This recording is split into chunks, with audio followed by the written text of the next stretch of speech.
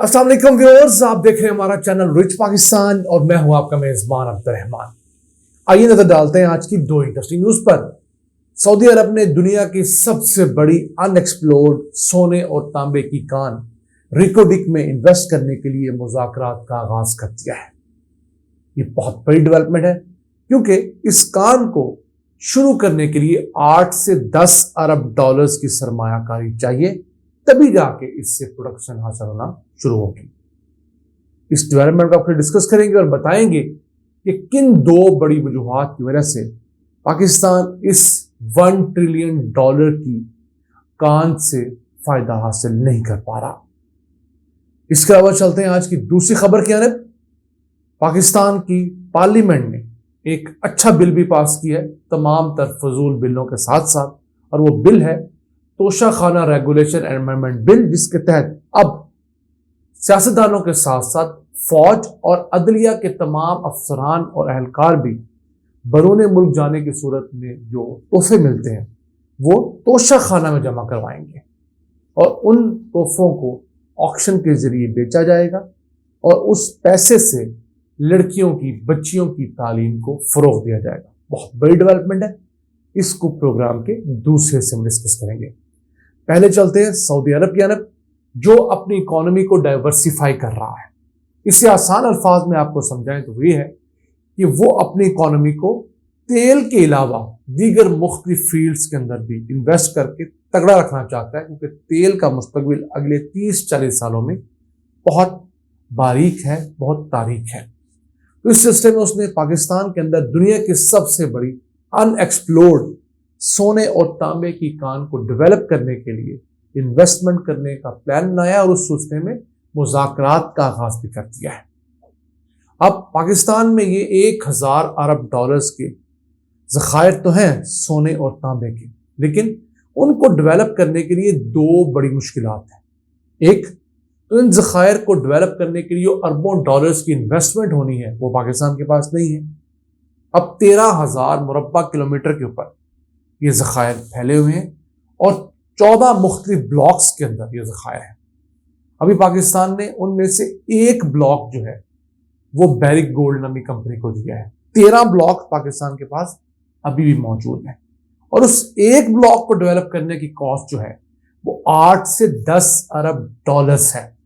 यानी हम शुरू में 8-10 अरब डॉलर्स लगाएंगे तो फिर उस ब्लॉक से प्रोडक्शन का आगाज होगा और हर साल फिर 3 से 4 अरब डॉलर्स की पाकिस्तान से सोने और तांबे की एक्सपोर्ट्स मुमकिन होगी। 5 साल लगेंगे इस माइन के एक ब्लॉक को डेवलप होने में।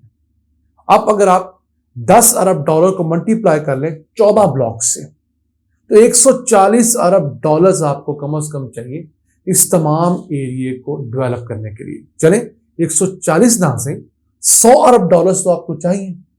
तो इतनी बड़ी रकम पाकिस्तान खुद से अरेंज करने की काबिल नहीं है।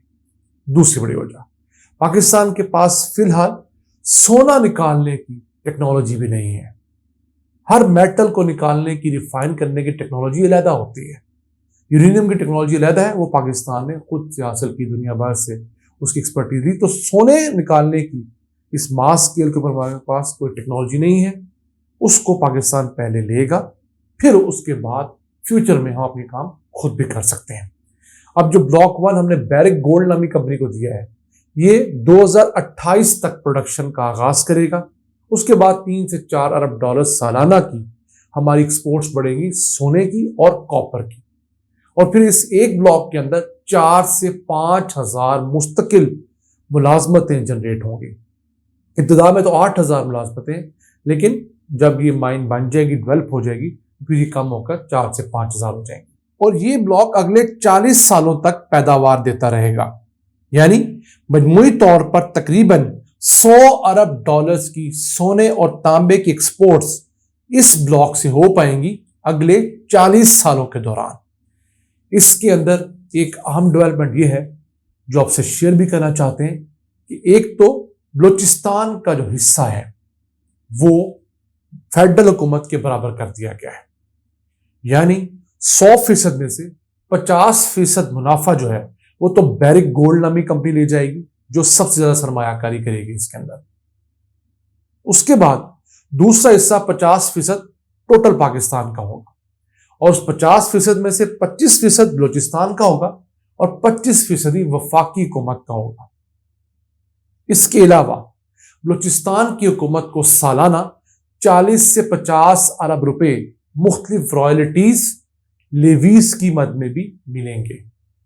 اس حساب سے دیکھیں تو بلوچستان کا جو شیئر ہے وہ 25 کی بجائے 32% بن جائے گا، اور یہ تمام رقم بلوچستان کو بغیر کوئی پیسے انویسٹ کیے ملے گی، جبکہ حکومت پاکستان بیرک گولڈ کے ساتھ جتنی سرمایہ کاری ہے اس میں آدھے پیسے شیئر کرے گی، تب جا کر حکومت کو پیسے ملیں گے۔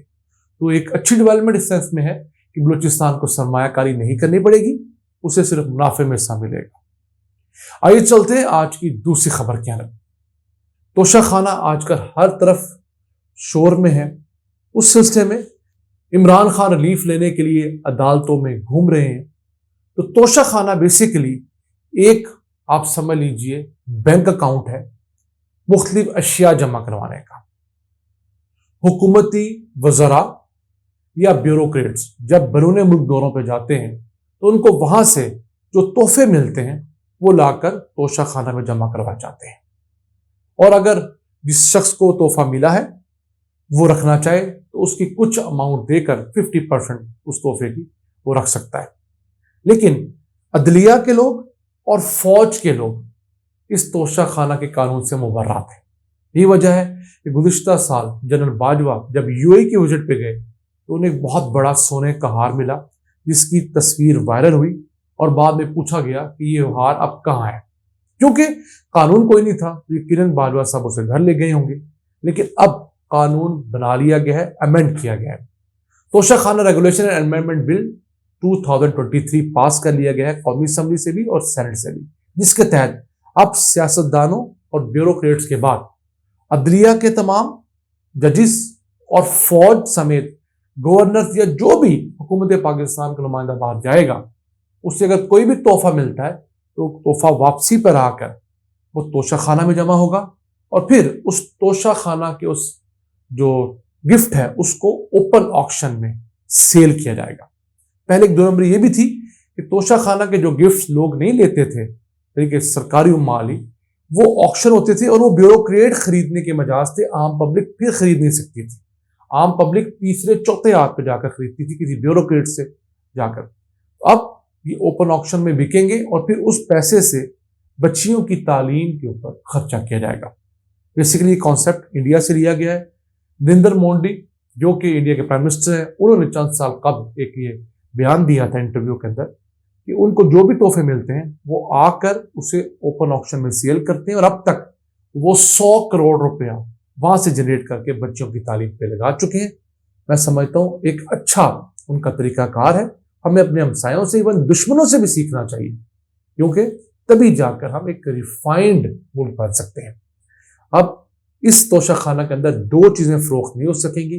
ایک تو باہر جاتے ہیں آپ کو کوئی نوادرات ملتے ہیں تو وہ آ کر پاکستان کے عجائب گھروں کے اندر سجائے جائیں گے، اور دوسرا گاڑیاں، وہ بھی کوئی نہیں خرید سکے گا۔ وہ گاڑیاں حکومت پاکستان کے اس پول میں جائیں گی جہاں پر جا کے فیوچر میں سرکاری افسران کو یا دیگر لوگوں کو گاڑیاں دی جاتی ہیں۔ میں سمجھتا ہوں ڈیولپمنٹ بہت اچھی ہے، یہ وقت کی ضرورت ہے، اور اس توشہ خانہ کیس کے شروع ہونے اور اس شور کے اندر سے یہ سب سے اچھی چیز ہے جو نکلی ہے، کیونکہ 76 سالوں میں تو ہمیں پتہ ہی نہیں تھا کون کیا لے گیا، اور ایسا بھی ہوا ہے کہ لاکھ روپے کی چیز باہر سے ملی، اس کا جو ریٹ یہاں کے افسران نے لگایا وہ تھا 20,000 روپیہ، اور اس میں سے بھی 25% آپ سمجھ لیجیے 5,000 روپیہ دے کر جس شخص کو وہ، جس وزیر اعظم کو، جس صدر کو وہ چیز ملی تھی وہ لے گیا۔ پھر جو چیز 20, 25, 30,000 کی تھی وہ تو گھر کو ویسے لے جاتے تھے، فری آف کاسٹ تھی۔ تو میں کہتا ہوں یہ بہت بڑی ڈیولپمنٹ ہے۔ اب اس قانون کے تحت اب تمام سرکاری عہدیدار، افسران، ان کے اہل خانہ اس توشہ خانہ کی گفٹ خریدنے کے مجاز نہیں ہوں گے۔ پھر جتنے لوگ بھی کارپوریشنز میں کام کرتے ہیں، نیم خود مختار اداروں میں کام کرتے ہیں، سرکاری اور پرائیویٹ جو ادارے ہوتے ہیں جیسے OGDCL ہو گیا، جیسے PIE ہو گیا، ان تمام اداروں میں کام کرنے والے بھی تمام لوگ کوئی بھی تحفہ ملنے کی صورت میں اس توشہ خانہ میں جمع کروائیں گے۔ آج کے اتنا ہی، اپنے میزبان عبد الرحمان کو اجازت دیجیے۔ اللہ نگہبان۔